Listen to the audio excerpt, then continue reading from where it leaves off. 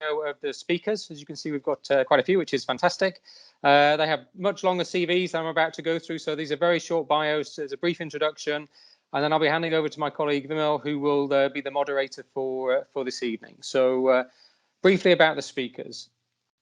Nicholas Humphrey is partner at Kennedy's, leads the aviation practice in the Middle East, specializing in aviation insurance, dispute resolution, regulatory and commercial law. Nick is listed in Who's Who Legal 2018 to 2022 for aviation regulation, aviation consciousness, and autonomous aircraft systems. Welcome to Nick. Laura Hong, Senior Human Factors Engineer at BAE Systems. She's a chartered engineer at BAE Systems, currently working as a Senior Human Factors Engineer. She has had a diverse career working on various platforms, from design to in-service support. She was awarded the BAES US Programs Engineer in 2019 and the Royal Aeronautical Society Herbert Lesueur Award. Laura's roles within the Royal Aeronautical Society include being a council member and a chair of the Membership Services Board. So a very warm welcome to Laura as well. Sanjeet Kumar, Aviation Technology Product Manager at Etihad Airways, with more than 18 plus years experience on implementing business technology solutions for airlines. He holds a position as Safety and Quality Systems Manager and was instrumental in implementing Six Sigma modeling of safety performance indicators for the airline. Very, very warm welcome as well. Captain Gosamosto Fazitima is the founder of Dare to Dream, is among the first female military pilots in the Botswana Defence Force, and a social entrepreneur and the president and founder of Dare to Dream, an organization dedicated to the advancement of youth women. So a very warm welcome as well. Fantastic. Mike Miller, MBE, Fellow of the Society and the CEO of Aero Mobility.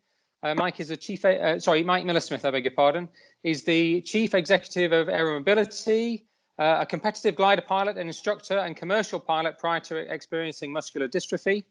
He developed the iconic projects such as the disabled fly past at the London 2012 Paralympic opening ceremony and setting 3 world records profiling disabled aviation. Very warm welcome, Mike, as well. Mike's colleague Harvey has joined us as well. So perhaps at the end, Mike, between yourself and Harvey, you could we'll do a brief introduction to Harvey. But welcome to you both. Mervat Sultan, Fellow of the Royal Aeronautical Society as well, and Finance Director of Ramjet Aero, with over 20 years' experience in the aviation industry. She's a director and of a privately owned aviation charter company based in the UAE, and also co-founder of Flock.aero in the UK. She is also the president and co-founder of Women in Aviation in the Middle East. A very warm welcome as well. Moderating this evening is our colleague Vimal, who's a Royal Aeronautical Engineering graduate with the Emirates Aviation University. Been employed at Emirates for more than 5 years, with more than 5 years' experience in the supply chain and planning and inventory management. He's passionate public speaker, board member of the UAE branch here of the Royal Aeronautical Society, certified project management professional, and is currently pursuing postgraduate studies in data science and analytics. So with that, as I mentioned, a very warm welcome and very many thanks from myself on behalf of the Society. I will hand over to Vimal, and at the very end, Lalitia will be doing the Q&A moderation and also give details of the lecture in January. So thank you so much, Vimal.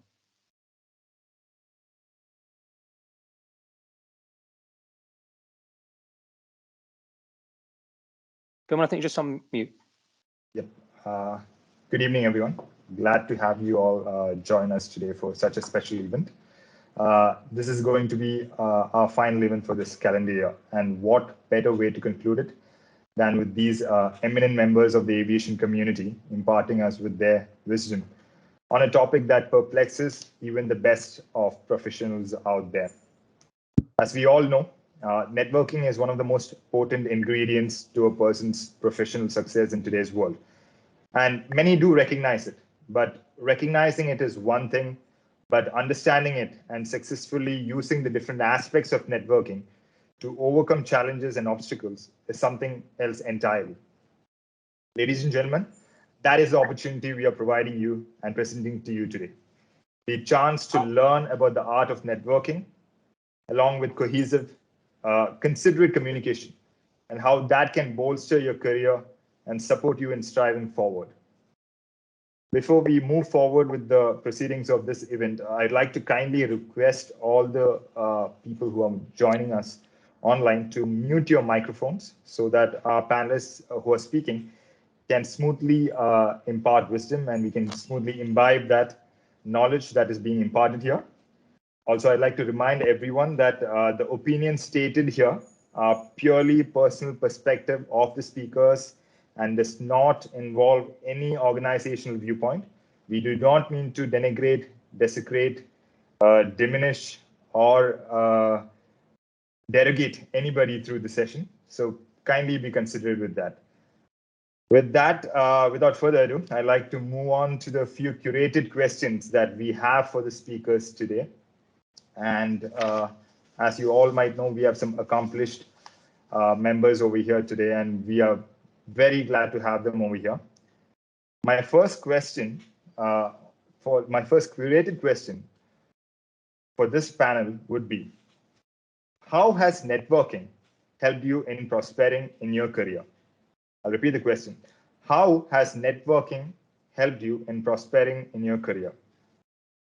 I think I'll start with the ladies first. And Maruth, I think you being the most one of the most experienced in the panel members and being a pioneer in the aviation industry in this region, would you kindly address that question and answer that? You mean I'm the older? I didn't mean that. I mean experience. Okay, no problem. This is one of the idea of network, to be always have a mixture between your serious and your joke as well. But you have to be careful when to use this and when to use the other one.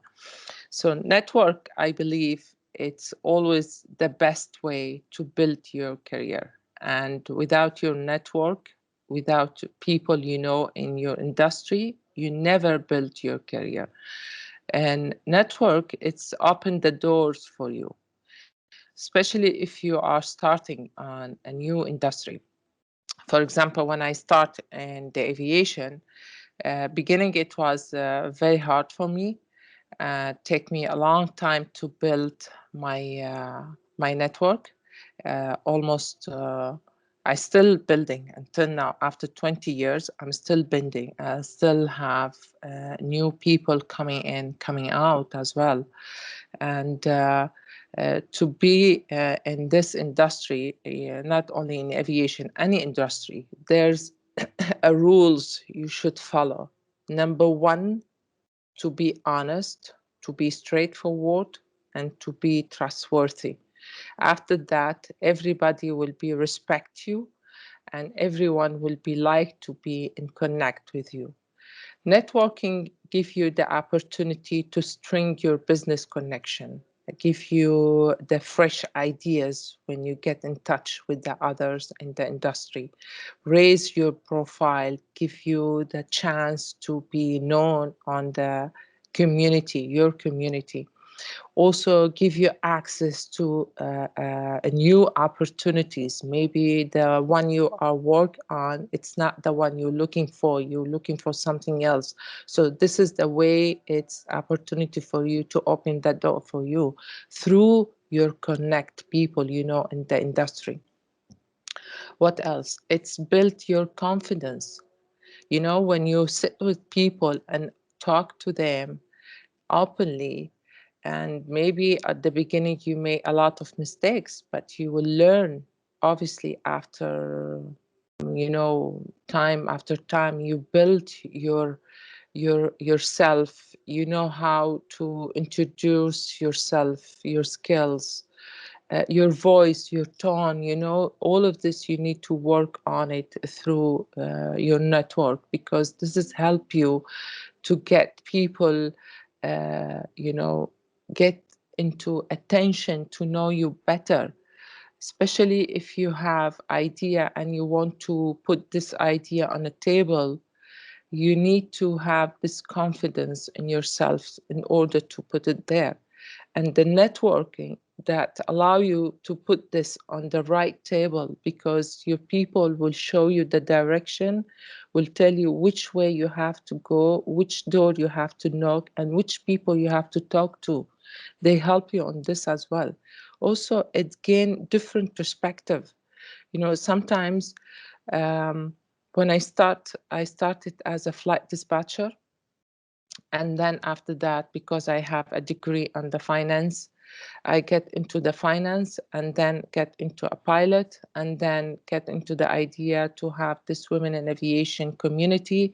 And then you see it's step by step. So your perspective change by the time and by the people you met during your path.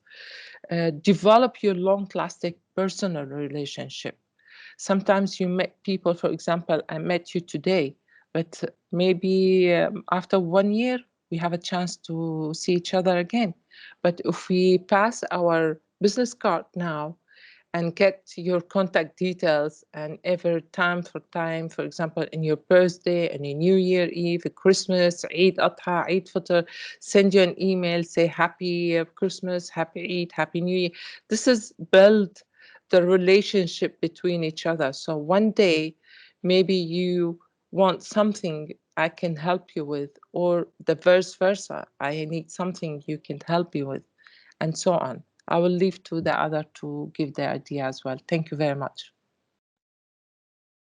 Thank you, Mervat. Some very valid points has been stated here, and I hope everybody was noting some of them down, especially the part about building your confidence, how networking can open up doors and the fresh ideas that you have. And when you have to put it on the table and want it to be implemented, you have to know the people who are in the right positions to get it implemented. And that networking is something that indeed opens those channels and opens those avenues for us. Very well stated, Mervat, and thank you. Thank you for that valuable information.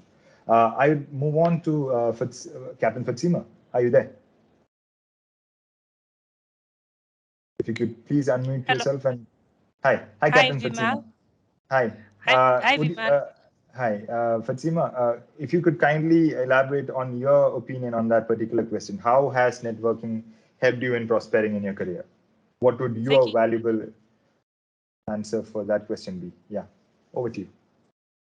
Thank you so much, Vimal, for such an amazing question. Yes, personally, networking has really helped me in my career. As I've been introduced, I'm in Botswana in Southern Africa. At some point, I attended the Global Aviation Investment Summit in Dubai in 2018, where we met our first sponsor, the Airbus Foundation. Due to networking, I sat down with the Airbus Foundation. I shared with them our dream and aspirations for building young people in science and technology and engineering and mathematics. For the first time, we have an organization as big as Airbus investing in us in a 5-year long-term relationship from 2019 up until 2023, where they are helping us to impact more young people here in Botswana. So I believe that your network is your net worth. It's really important for you to open yourself up and be confidently talk to other people within your industry so that they can elevate you and help you. I just must say that before we were even in Botswana television, or before we were even supported by any organization in Botswana, we were supported first by Airbus. It's Airbus who believed in us. It's Airbus who made sure that we were seen in BBC World, we were seen in CNN and all the international medias that are showing us. So it's networking that is going to help you reach your dreams and reach your aspirations and open up doors that yourself maybe or your people around you won't be able to help you. So I'm very, very grateful for me to have been able to come to the UAE, to Dubai, to be able to meet Airbus, and also for me to be confidently saying what we are doing here in Botswana, helping young people and networking with the right people that helped us up until now. Captain Fatima, that's really wonderful. I think you have given a practical explanation of how networking has actually impacted somebody's life, and that's truly amazing how Airbus World has helped you. And from 2018 to 2023, you have a partnership with them. That's wonderful. All the best to you. And just to delve deeper into that particular question, you do interact with a lot of people when you network. Does cultural differences and gender stereotypes do become barriers at that point of time, and if they do, how do you overcome that? Yeah, I thank you again for that question. I always tell people that I'm a soldier. I spent my 10 years of my life in Botswana Defence Force as a military pilot and aviation specialist.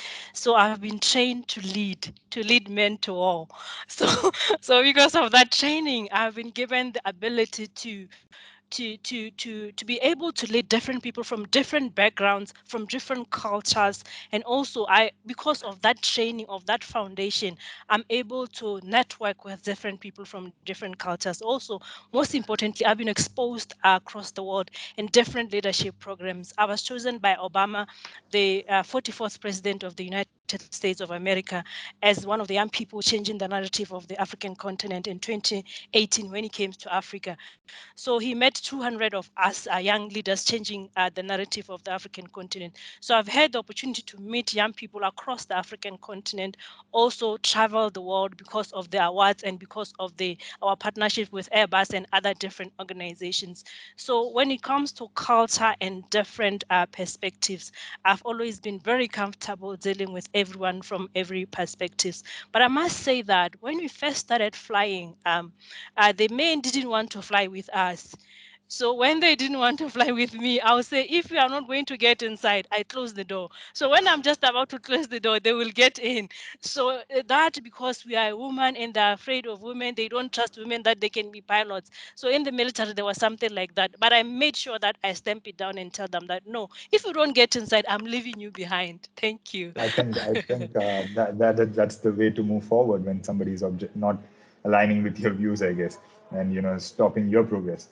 Okay, thank you for that wonderful perspective you have put forward. I think what we gain from what you have said is that you have to be, you have to believe in yourself, move forward, and whatever the odds are against you, you move forward with your beliefs if it is right.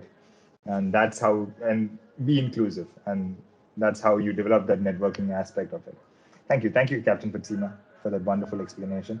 I'd just like to ask the same question to a person who is from a different background right now. Nick, would you be able to kindly indulge in answering in this question? How has networking helped you in prospering in your career?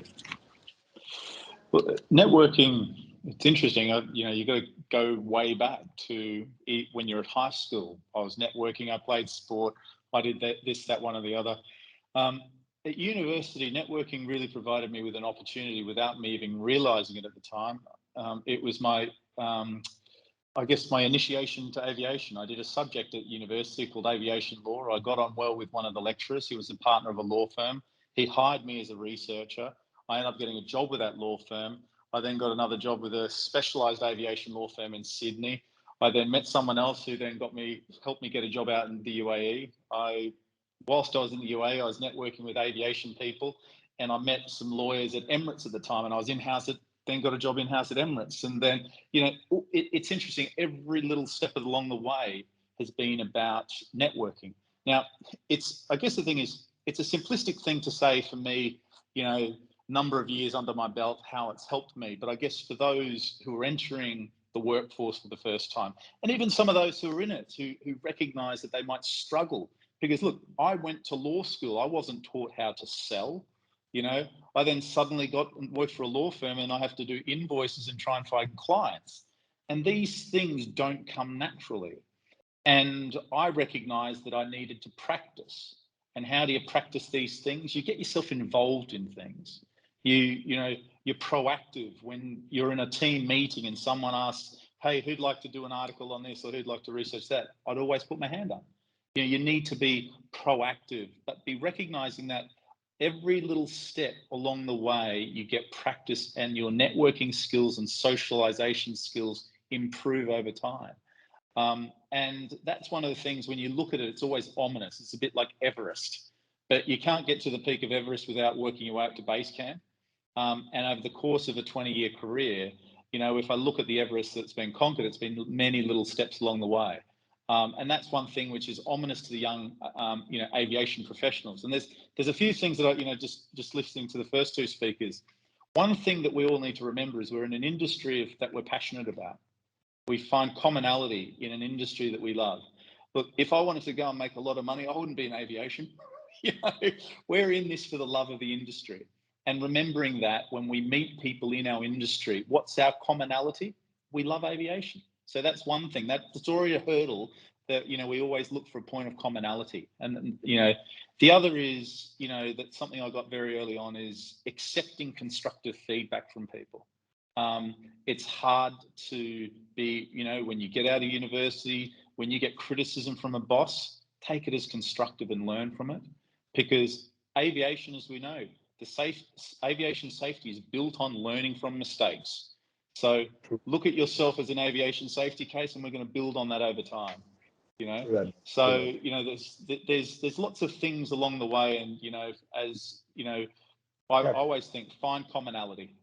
I think and that cuts through cultural differences. It cuts through everything when we find something of commonality.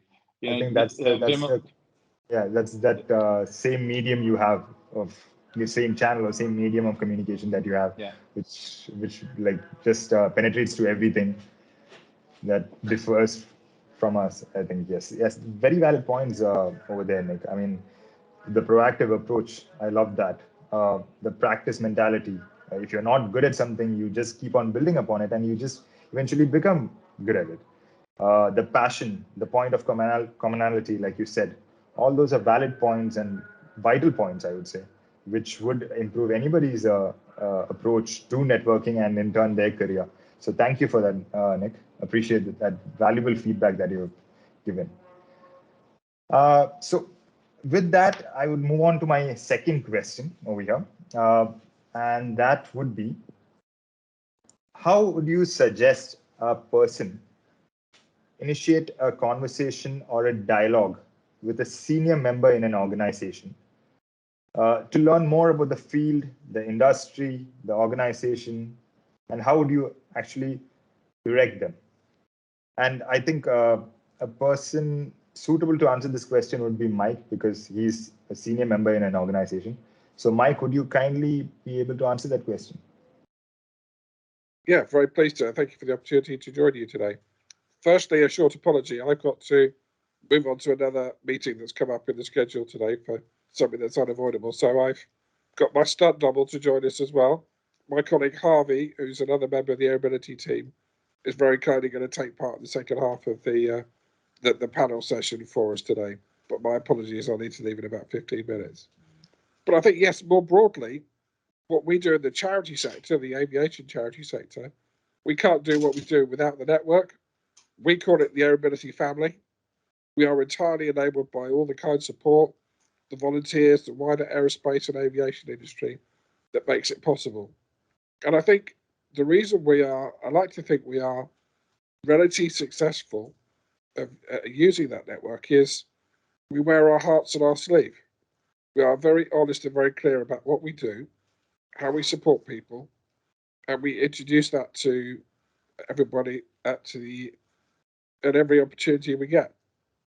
Today is a good example, like looking around the screen, looking at the panel. I've never met any of the panel before, but I just know that there will be some shared interest, some common ground that will mean that we will build and learn and become a friend with somebody on today's session.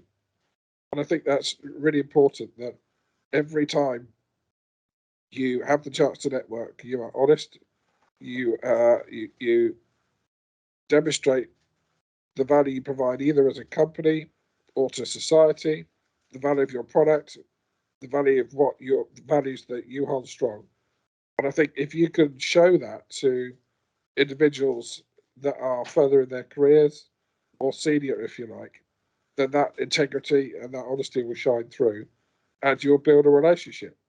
At the end of the day, people buy products and services from people.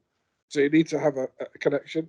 And I think just by being honest and open and doing the things to the best of your ability and telling that story, and that doesn't come easily, that comes with practice. But I think showing what you do, summarizing what you do, and finding that common ground to build a relationship will ultimately enrich both partnerships.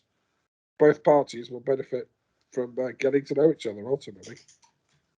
Thank you, Mike. Thank you. That's some really valid, enlightening points over there. And just to delve deeper into that question, in your experience in the past, has somebody approached you like that, where they have shown honesty, demonstrated their passion for the learning that they're trying to acquire from you, showed their value, and has it turned into a mentor-mentee relationship? Has it developed into a mentor-mentee relationship eventually? Yeah, I think, maybe we could ask Harvey in a bit why, Harvey is half my age, but I think, hopefully he's gained from working with me. And I think as human beings, we all have that wish to pass on to the next generation.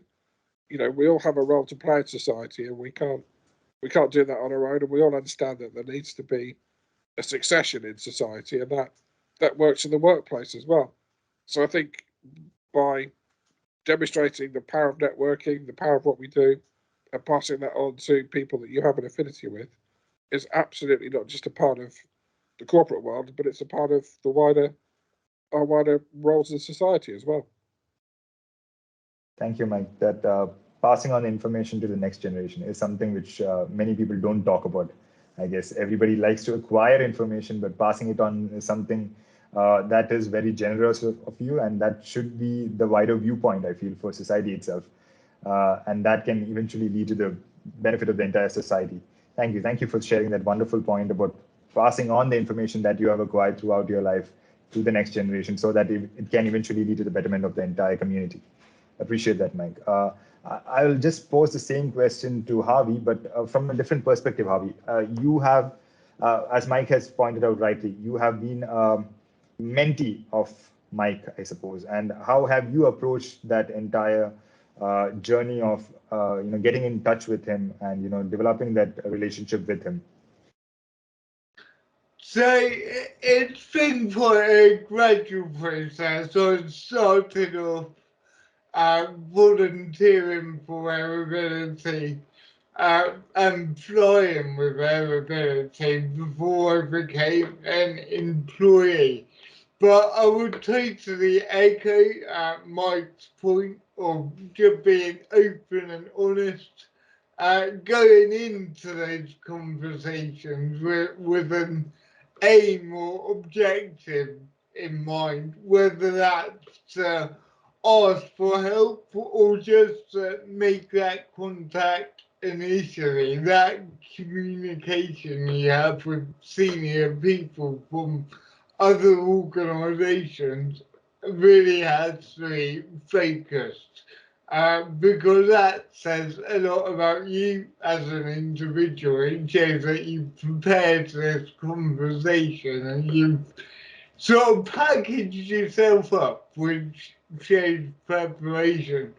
But going on to that mentor-mentee relationship, I think as someone starting off their career, hopefully in aviation, it's vitally important that you do accept that you've got a long way to go, you've got a lot to learn. And my primary job at the moment, apart from my daily duties, is to be a sponge and just soak up all that knowledge that I can get from the senior people that I'm very lucky to meet.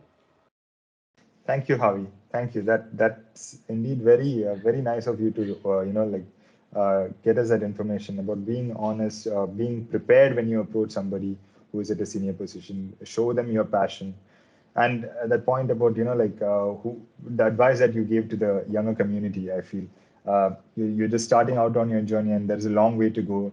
There's a lot of things to learn about. That is indeed very valuable, and thank you for that, all that information that you have provided us. And I think it should be used as a reference for anybody who's entering into the industry and seeking mentorship or mentorship from a senior person in the industry. Thank you. I appreciate that, Harvey. Thank you for the question. Thank you. I appreciate that. Sujit, if you can kindly unmute and share your experiences about developing how people have approached you as a senior person in the industry. I think you have almost 2 decades of experience, and I'm sure that many people would be approaching you to learn more from you, to imbibe that wisdom that you can impart. But how have they approached, and has that developed into a mentor-mentee relationship?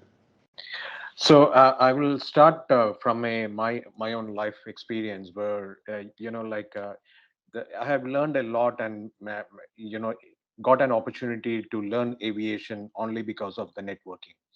And the one of the key factor for the networking is building trust, and the commitment and honesty is the main factor. Yeah, and I was one of the I'm also in the kind of main factor. If I hire someone, I will not hire from the market until unless someone is referred. So because that's the kind of a reference and a validation. Because if I'm the hiring manager, I will not hire someone from the market until unless I have validated. So that's one important factor, which I think a lot of other speakers are covered in that factor also, where honesty and the networking is a very important factor for career path.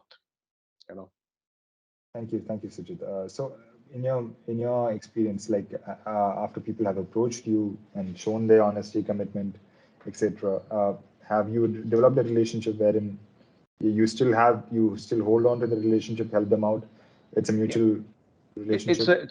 Yeah, that's other Yeah. point, which it's a win-win situation sometimes. Like it's a mentor-mentee relationship will be able to kind of a win-win situation, but definitely that will be kind of a validation and a career path for the mentee. But it could definitely, that will be a kind of a opening up the networks. Yeah, that's very well said, I guess, because mentor-mentee relationships and all these networking that we do is always a two-way street. I think you have to show the person you are the value that you can add to their life, and they in turn will benefit you or reward you in that particular manner. 100%. So it's always a two-way street where you 100%. impart wisdom and you absorb 100%. knowledge. 100%. Yeah. Thank you for that, Sujit. Thank you. Laura, may I pose the same question to you, but from a different perspective, about how cultural differences can produce barriers when you network with senior individuals in an organization or the community in general? Thank you for the question. I just wanted to go quickly touch on what Nick had previously said about practicing. So if we look at sort of my background, I was born and raised in the UK, but came from quite a traditional Asian background. And I was brought up with a mentality, basically, that women should be seen, not heard. So for a long time, especially when I was a kid, I was very shy, I was very quiet. And as I got older, I kind of realized that this is probably going to be a detriment to my career, whatever I was going to do. And so I decided to put myself forward for events and get myself out there and talk to people. And I'm still very shy. I actually prefer to be approached rather than approach some others.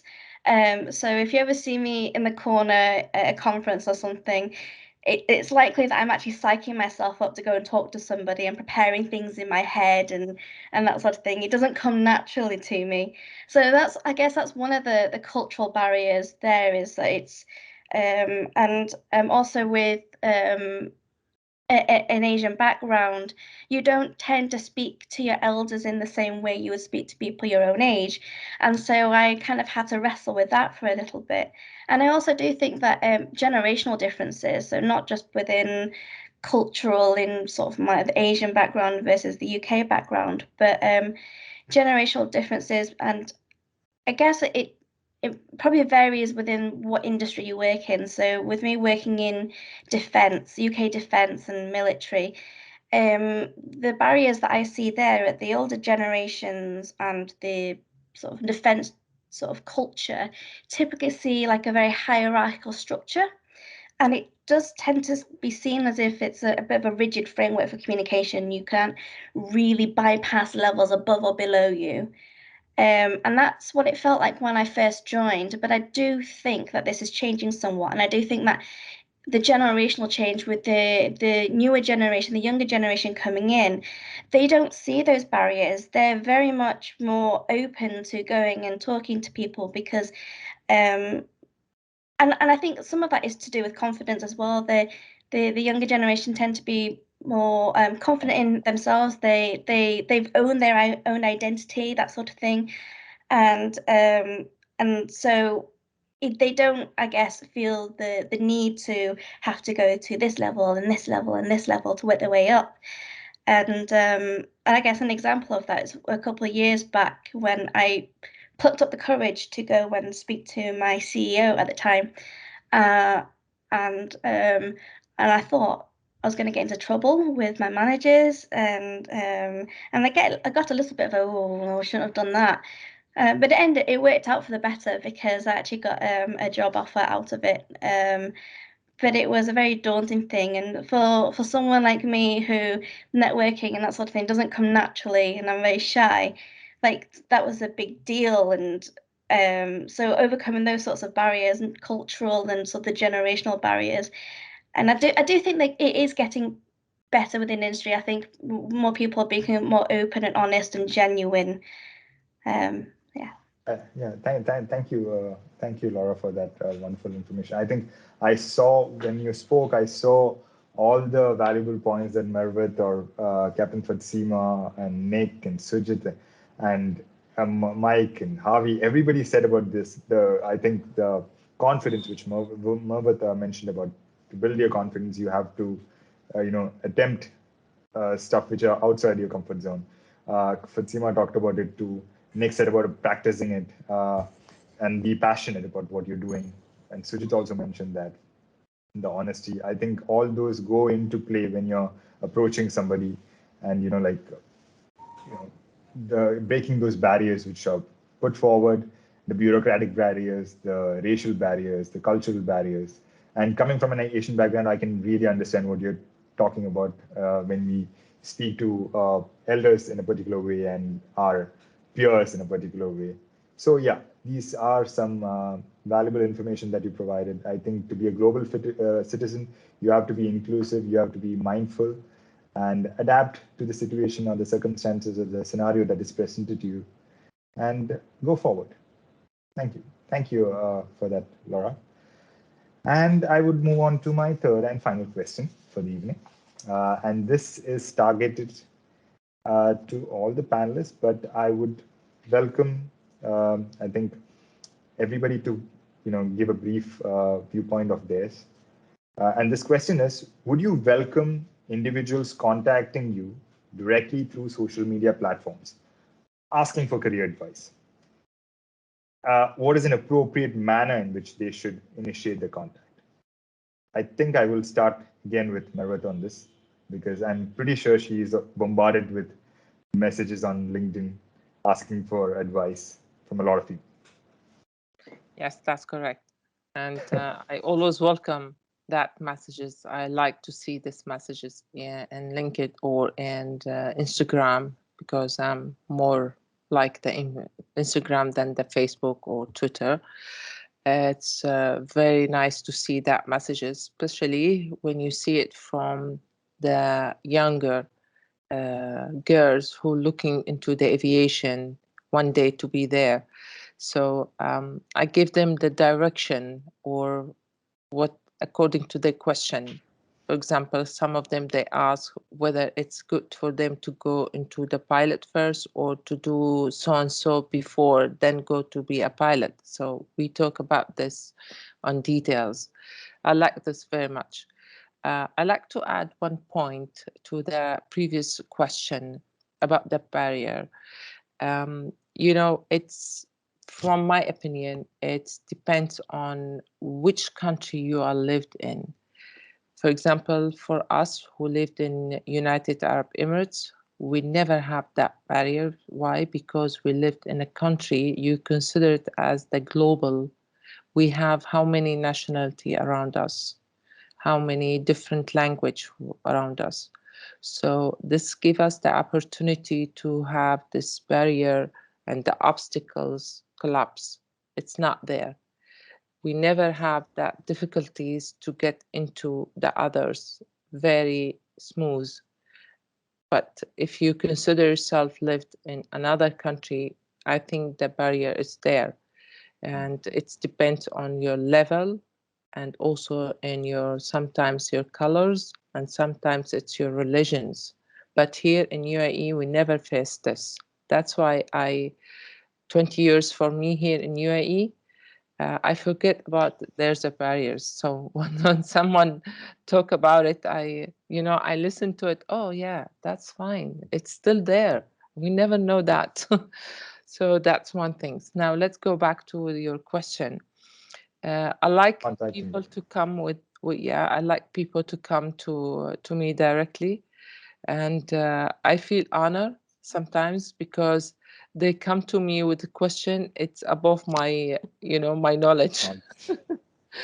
And I believe that half of your knowledge when you say I don't know, because if you say always yes I know, that means you know nothing at all. So when they ask me question I don't know, I direct them to which person they should go and ask that question. So this way I use my network to support people who come asking for my help. And this is one of the way that your network is useful. Thank you. Thank you, Margaret. Thank you. Thank you. In case, I think everybody out there should take note of that. In case you're not able to help somebody out directly, at least point them towards the right direction so that they're able to acquire that information from somebody else. And you just become a catalyst to their enhancement. Thank you. Thank you for that, Margaret. Appreciate that. Nick, what would be your intake on that? Well, most of the direct contact I have is often people asking for a job. And I'll be honest, it irritates me. It, and I guess the thing is, maybe it's a generational thing. And I reflect on the hard work it took me to get where I got to. And there's this almost immediacy of, I want this, so can you help me? Someone I don't even know. Now, the way I'd like to look at it, and I guess those listening and thinking about how can we approach, is approach it in small steps. If someone approached me and said, hey, I'd love to get involved in the aviation industry, do you have any tips for me? Absolutely, I'll give you feedback. That's the sort of thing, oh, do you have any contacts here or there? The other thing is often, look at your small network you might have and think, amongst them, do they know anyone who might be able to help me get introduced to someone? Because it's all that validation. Sometimes when you have someone who will validate you and vouch for you, that person you approach is going to be even more open. So I think, look, I'm more than, I act as a mentor to all the junior lawyers that I ever come across and those in the industry. It's just in my nature. The one thing that I say does irritate me is when someone just wants to jump and grab it and take things straight away. Just, be willing to, learn and, I guess, be that, as Harvey said, be the sponge, that's the really important thing. So that's my little tips on it. And I imagine the thing is, if you take it, all the panelists tonight, we are people who want to share our insights into the industry. It means we want to, we are available if people come and reach out to us. And that's a message in itself. It's just when you approach us, just think about, what is it? Come with some honesty and a bit of heart, as opposed to being mercenary. Absolutely, absolutely. That's why I asked that the second part of the question was true, like you truly stated. Many people do approach senior members in LinkedIn, but from a job perspective and not from how do you say, a mutually beneficial relationship perspective. And that is something where they falter. And I feel that should change. And like you said, gradual, smaller steps should be the way forward. Be strategic. That's the thing. Yeah. Look, when, back in the early days, when I started dating my wife, I didn't ask her to marry me on my first date. True that. I wanted her to like me first. So take your time. I think it should be sort of those gradual progression steps leading on to eventually a fruitful outcome, and that would in turn be beneficial for everybody, I guess, both the person you're approaching as well as the person who approached you. Thank you for that, Nick. Laura, what would be your opinion be about that? Because you are an upcoming professional who's soon to be a veteran, I think, in the industry. So on her way to become So I always I welcome people reaching out to me, all on social media, Instagram, Twitter, LinkedIn. But I guess in terms of sort of appropriate manners of doing that, all the things that have been mentioned before, being honest, being genuine, having questions and a goal in mind, being strategic. And I guess I do have one thing that's sort of a don't do. Is so the do is be considerate and respectful, and the don't do is what I've had some people approach me in the past who have felt almost entitled to my time and have actually been quite rude when I've not been able to make time immediately for them. I mean, I like to help, like as everyone on the panel here, like to help whenever I can. And I will, as much as I can. But if you come with an attitude like that, like why can't you make time for me right now?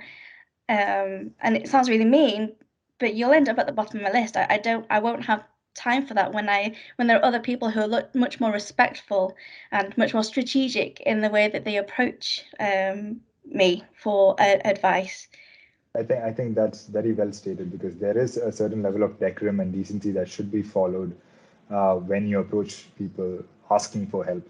And if they're not immediately able to help you out, at least wait out, and they will eventually get to you. If not, somebody else.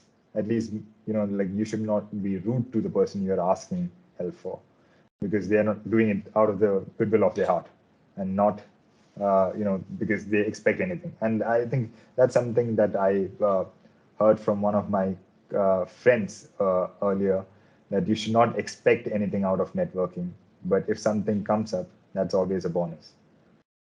Exactly. And I will mention the name of the friend at the end of the session because she's here, I guess. Yeah. Captain Fatsima, what would your opinion be about that? But people, like I'm pretty sure, I'm pretty sure there are many people in Botswana approaching you, asking for help because of Dare to Dream and how you help out young girls develop into the leaders of tomorrow. Yes, it's overwhelming for me. We've had so many young people, not only in Botswana but across the African continent, because our story has been shared repeatedly in different media platforms. So it's so overwhelming for me. But what I've done is that I have since taken a step back from mentorship or from people reaching out on social media because of my mental health, because we work so hard even ourselves. So sometimes you need time to yourself to really say, can I really help these people? And I agree with Nick. Yeah, it has to be like a relationship, but you can't just say, help me now. So like Laura was saying as well. So I'm very careful with that, and also careful with my time. If I can help, I'll do my all to help. But if I cannot help, I always, like they say, refer you to someone who can help you at that point in time. Yeah. But we get overwhelming young people. Some of them, mostly, they want to be volunteers in my organization. They want to come in my organization, but I cannot allow 100 volunteers in my organization. I'm limited with the resources because they're inspired by what we do. So I always say, no, you cannot come in. No, maybe in the future, if you have something going on, we will call on you, something like that. Yeah. I think it's a perception of people that when you become accomplished, they forget that you are in turn human at the end of the day. Yeah. Yeah. Sujit, what would your opinion be about that? Approaching you on LinkedIn or other social media platforms and asking for, maybe jobs, maybe advice. Yeah. So especially, I would like to highlight to the young generation, the approach, I think Nick has mentioned about it. There should be a strategy on the networking, and that should be a progressive elaboration. It's not something which, as someone approached him or me, like, for example, asking for a job. And especially during the COVID, what I've seen is a lot of people was in a desperate situation. And by God's grace, I was able to help a couple of guys. But the point is, we should, especially the message to the young generation is, do their homework, be clear on what they want to achieve in life. and then approach to any senior members on the team. Thank you for that, Sujit. Progressive elaboration, that's a project management term, if for all the people out there, and haven't heard it in a long time, but thank you for that, using that analogy over here. It's indeed a progressive elaboration, and what you get out at the end should be fruitful, then it should be a gradual progressive elaboration. Correct. Harvey, Correct. thank you, Sujit. Thank you. Appreciate that. Harvey, the same question, but from a different perspective of how do you approach people on social media when you have to, get advice or, maybe make a career move? How do you, strategize that or prepare for that?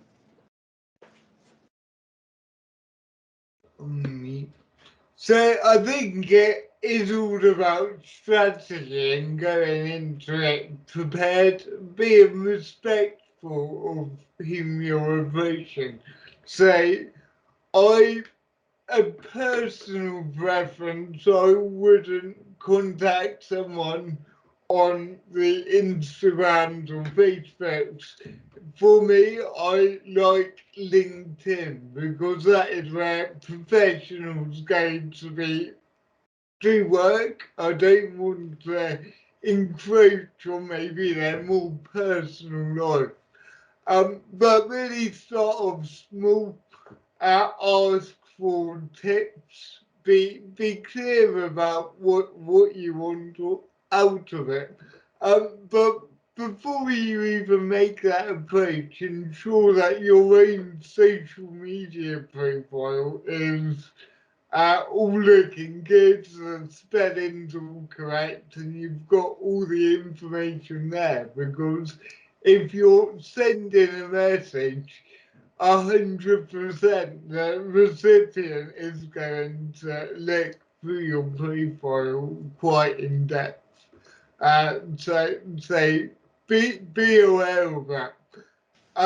But use the tools available to you. Just, I think, respect and knowledge of the subject is key. True that, Ravi. Thank you for all those valid points. Strategizing, be prepared, and using the right platforms for approaching people.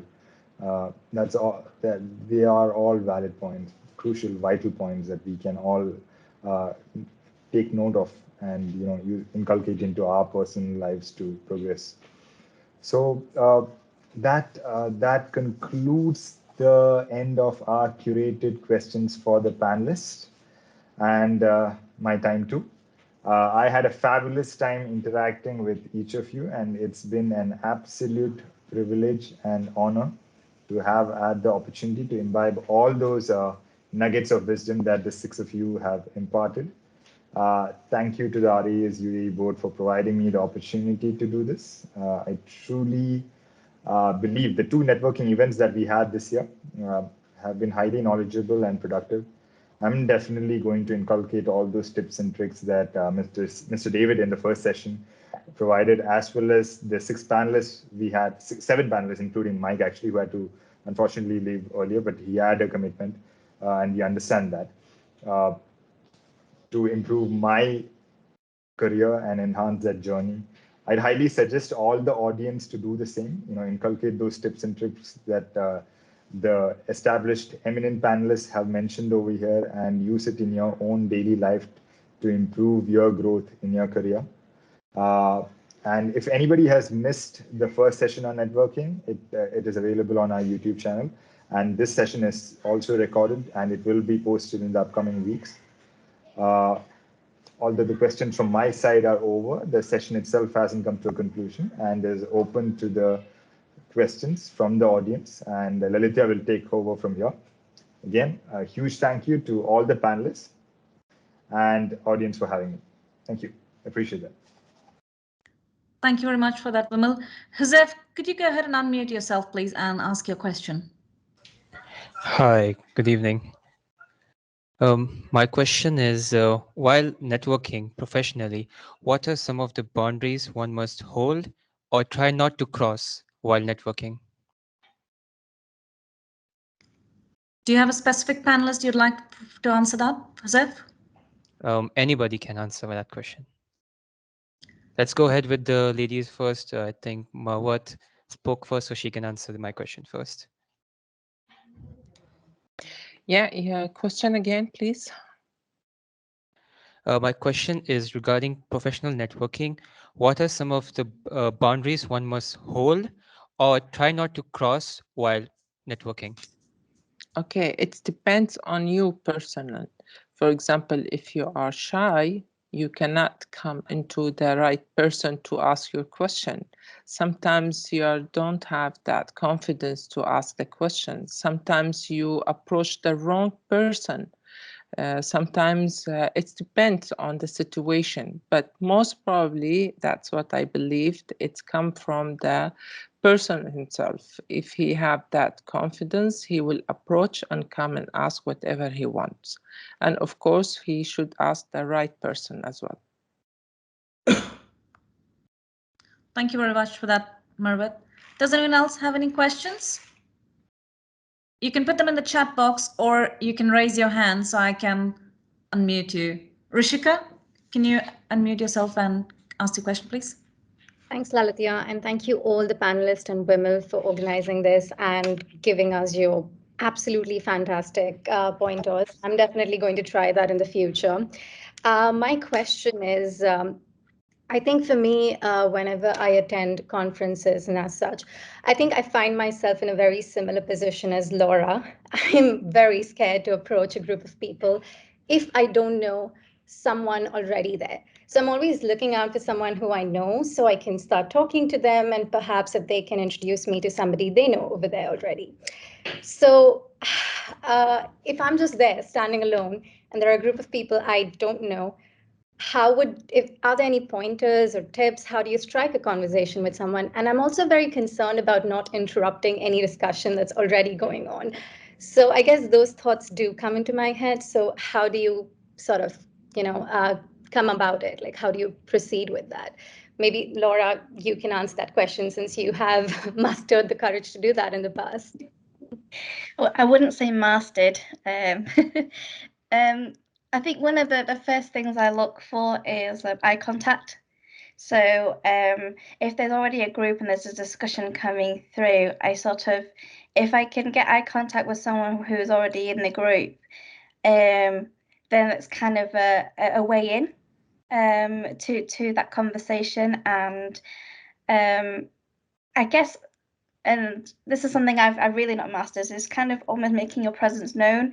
So you've got at networking sessions, you do see lots of groups congregating and there's lots of different discussions going on. So I sort of figure out what conversations are going on, what are discussions that I want to be in.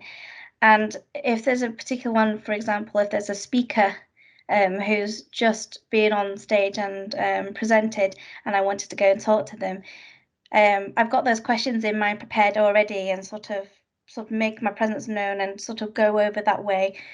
And that's why you'll see me at the corner psyching myself up to do that, because I'll have it in my head, like what do I need to say, what do I need to do before I go and approach them. I think I tend to overthink it. So not quite mastered it yet, but getting there. Thank you so much. Do you mind if I add something here as well? Yeah, please, Margaret. Yes, it's very funny things. Maybe 30 years back, this is not now, I was really shy like Laura.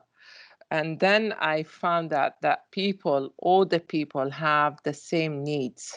They are same like me. They use the bathroom, they do clean their nose. So we are human. So why should I be shy? Why should you put myself away in the corner or try not to approach? Then I say, oh, come on, hell, we are the same people here. So let's do it. Since that day, until now, every time, everywhere I go, the first things I do, I open a conversation. Even the people next to me, they don't want to open that conversation, but I push them to do that. Why? Because And somehow they have the feeling of shining. They don't want to open it because they feel they may say something wrong, or, you know. And so I help him to get out of this. So it's all about you. Build yourself, believe in yourself, and look into the people around you. They're all human. They all have the same needs as you have. So don't feel shy. Just be yourself, and don't ever overload yourself. Just be yourself. When you act as we are talking now, it's very easy, very simple. Sometimes people have to put obstacle to make it difficult for you to come. Don't believe on that. Just go, do it. Yeah, believe in yourself. Look, we have here Mr. Suchis here from a senior level, Nick as well, Captain Fatima, Harvey here, Laura, all of us, all we, have that feeling that we want to get into other people, connect, understand their feelings, and at the same time they want them to understand our feeling. I think, again, it's build yourself and believe in yourself. Don't be shy. There's nothing to be shy of, unless you are doing something is not good, something you are naughty about it. So that's I believe. Correct? And thank you so much, Meredith, on that. That's really giving me a lot of confidence to perhaps maybe try that next time. Yeah, every time, not next time, every time. Every time. Yeah. On that note, I'd like to conclude this meeting as we have effectively run out of time. Thank you very much once again, all the panelists, and thank you, Vimal, for moderating the session today. But the biggest thank you of all is to our audience who have joined us today and hopefully have taken away a lot of useful tips. This event is part of our professional development program. So if you want to add it to your continuing professional development record before the year ends, you can do so if you're a member of the RAeS on Aeroversity and the My Aero Professional Development Program. If you're not a member, I'll ask you to take this opportunity to consider membership, and the link to do that is posted in the chat. I've also posted on the chat our group on LinkedIn. You can join our group to be notified of all our future events. And our next event will be on 18th of January. That will be a physical event and a hybrid one, hopefully, as well. And the topic will be on upset recovery in flight training. So thank you very much for joining us all today, and I wish you happy holidays and a very happy new year, and we'll see you on the other side. Thanks again. Bye. Bye. Thank you.